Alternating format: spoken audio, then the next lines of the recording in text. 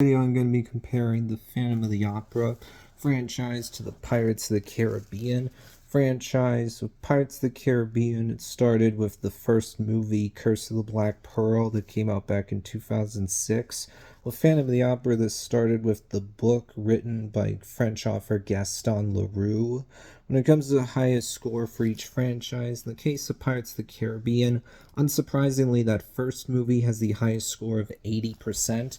When it comes to Phantom of the Opera, the 1925 black and white silent movie has the highest score of 90%. Phantom of the Opera wins here. Then when you look at lowest score, in the case of Phantom of the Opera, the 1998 movie, which is actually an Italian version, which only has a 10%, has the lowest score. In the case of Pirates of the Caribbean, the latest movie, Dead Men Tell No Tales, the fifth installment, only has a 30%. Pirates wins this round. Then when you look at average score, Phantom of the Opera has an average score of 48.7, while Pirates of the Caribbean has an average of 48, which means by literally 0.7, Phantom of the Opera wins this round.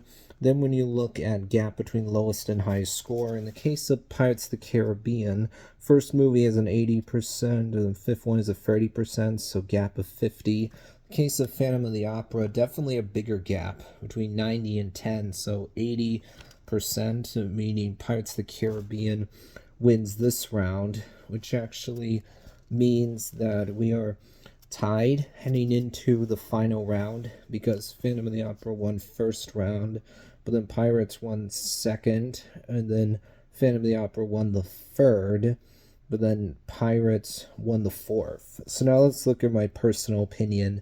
I think that first Pirates movie, Curse of the Black Pearl, is great. It's a really fun, entertaining, simple, swashbuckling adventure film with characters you can actually root for, that being Will and Elizabeth. They are the heroes, while Johnny Depp's Captain Jack Sparrow is the fun anti-hero that's a side character. I think Hector Barbosa is a good villain, and I think the visuals are really well done here and hold up. I like the movie has just a little bit of horror in there, but not too much that it's going to scare away people that don't like horror. I think the story here is engaging, the acting's good. But then after that, things have been downhill. I actually rewatched the second movie, Dead Man's Chest, recently after not having seen it for a while. It was a frustrating watch because there were good things about this movie. I think Bill Nighy gives a good performance as Davy Jones. I like the way the movie looks. I think the look of Davy Jones and his crew is really interesting. I like seeing the Kraken for the first time. There are moments of swashbuckling fun where I go, yeah, this is what I want from a Pirates movie, especially when you get to the end. But overall, I think that second movie is where the franchise started to go downhill because it got really bogged down due to an excessive runtime, lack of restraint about how many characters to include. There's too many characters because it feels like the filmmakers went, well, we got to bring back everyone from the first movie. There's too much stuff going on, so the movie gets unnecessarily complicated, which just takes away from the fun you had with the first movie. And in this case, there's just not anyone to root for because our heroes from the last movie, Will and Elizabeth, they're now morally compromised as well. They're now gray as well after they saved Jack Sparrow at the end of the first film. So I'm not rooting for them anymore. And it feels like I should be able to root for these British people. I should be rooting for the East India Trading Company because it's like, okay, they're cracking down on piracy, which is a bad thing. They're the legitimate authorities trying to uphold law and order. But the problem is they're presented as such jerks for the most part, with Elizabeth's father really being the only exception that I can't root for them. I'm not rooting for the pirates because pirates are not good guys. Even if the pirates in these movies are fun to watch on screen, that doesn't make them heroes. And obviously, Davy Jones and his crew are villains. So it's like, at the end of the day, I don't really care. When it comes to At World's End, I've seen this movie before, but it's not one I've rewatched anytime recently. And it's not one that I have a desire to rewatch, because even more so than Dead Man's Chest, I mean, this movie is way too long. There's too many characters. It's too unnecessarily complicated. There's no one to root for, so I don't really care. And trying to make the pirates out to be victims is a really, really bad idea because you're failing to understand that at the end of the day, pirates are not the good guys. Even if some of our individual pirates could generously be considered anti heroes, that doesn't make pirates the good guys. They're not. They're the bad guys at the end of the day. And so trying to make us feel sympathy for the pirates is a really bad idea. And then you get to On Stranger Tides. And I think the big problem here is making Jack Sparrow the main character. There are some times where a character works well in a side or supporting role, but doesn't work as a main character when they're in the lead. And that's the case, I'd say, with Captain Jack Sparrow. It's the equivalent of eating a spoonful of salt or a spoonful of pepper. Obviously, you don't do that. You sprinkle salt and pepper onto your food and it makes the food taste better. But you don't just eat a whole ton of pepper by itself. That'd be way too much. I actually watched Dead Men Tell No Tales recently after not having seen it before, and it's a perfectly fine average pirates movie, but I also get why at this point people didn't really care anymore because it just feels like, okay, this is a lot of stuff I've already seen before in other pirates movies. Like, oh, you have a crew of dead people. That sounds a lot like Davy Jones and his crew from the second movie. And then you got all this magical stuff going on. It just feels a bit repetitive.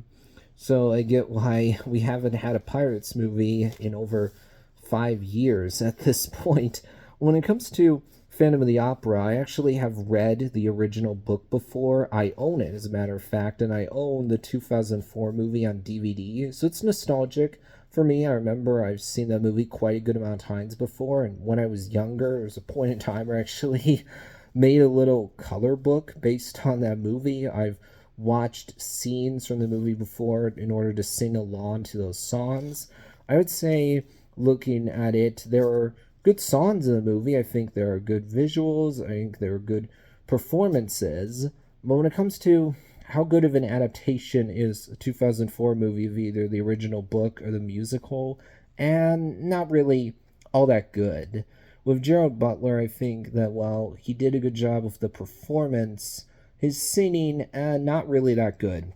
The problem here is that one of the major key points of the story is that the Phantom is supposed to be a musical genius that can teach one to sing like an angel. He's supposed to be able to sing really well, and I don't think that's the case with Gerald Butler. So it makes it harder to believe that he could trick Christine into thinking that he's this supernatural entity. Also, one of the key major points of the story is that the Phantom is a person who is disfigured so badly that he's completely shunned and rejected by society, that he's just been hated by everyone, never shown any kindness or compassion. But when you watch the movie, you go, wow, this is not a severe disfigurement whatsoever. This is pretty light. I mean, this comes off as little more than a severe sunburn. It doesn't even cover his whole face. It seems like the filmmakers did that to try to make the Phantom look handsome, make him look hot. I'm like, wow, guys, you're missing the whole point of the story here. I don't get that at all. Also, when you have Christine being lured down to the Phantom's lair, where it seems like she's put under a trance, and then Christine wakes up in lingerie, wedding night lingerie, in a place that she's not familiar with whatsoever. It's like, Christine, get out of there. Why are you not immediately bolting? Now, I will say, I like that in this version of the story, Raoul is definitely more likable. If you go back and read the original book from Gaston Leroux, Raoul is not really all that likable. He's more of a flawed character. Is not as endearing.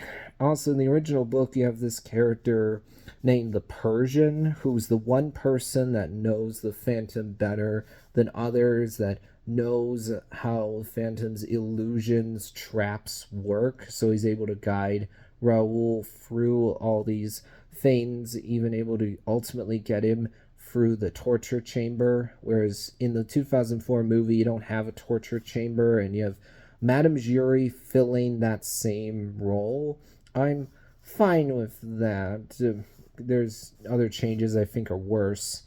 Also, do like how in the 2004 movie you start off with a flash forward showing the opera house being in a state of disrepair, all these items being sold at auction. And then once the chandelier is revealed, we flash back to when the opera was at its prime, when things were going really well. And then throughout the story, there are these flash forwards to the time when Raoul was old, and he's actually, as we learn right at the end, heading over to Christine's grave. I think that's interesting.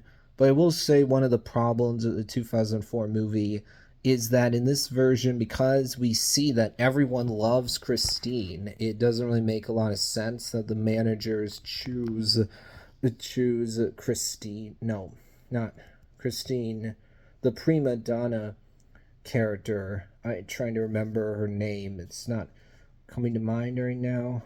For some Carlotta. Yeah, why Carlotta, that's her name. I don't know why I didn't remember it right away. But yeah, the managers choose Carlotta, and you're like, wait, what? Everyone loves Christine. Now, actually, not too long ago, from the last few years, watched the 1925 black and white silent film, which I hadn't seen before. I thought it was really well done. It was definitely a different viewing experience seeing a silent movie. I hadn't seen that specific kind of movie before where there's no sound whatsoever and there's just words on the screen that basically show the audience what the characters are saying to each other. I would read the words as they came up, and when there weren't words on screen, I was talking to myself, talking about the differences between this movie and the original book, as well as the 2004 movie.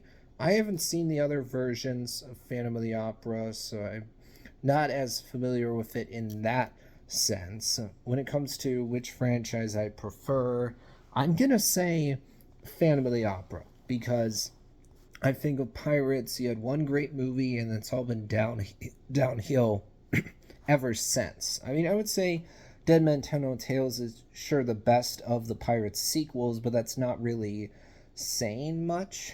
Also, I've known about Phantom of the Opera longer than Pirates, so there's more nostalgia for me there, especially because I've read the original book. But there's actually two different versions of Phantom of the Opera that I either have known about and seen for a long time or watched more recently and really enjoyed. Whereas the Pirates, you really have only one movie that I enjoy a lot, and then the rest of them are not very good. That'll be it for this video. Phantom of the Opera wins. This one actually is pretty close because the averages are so close.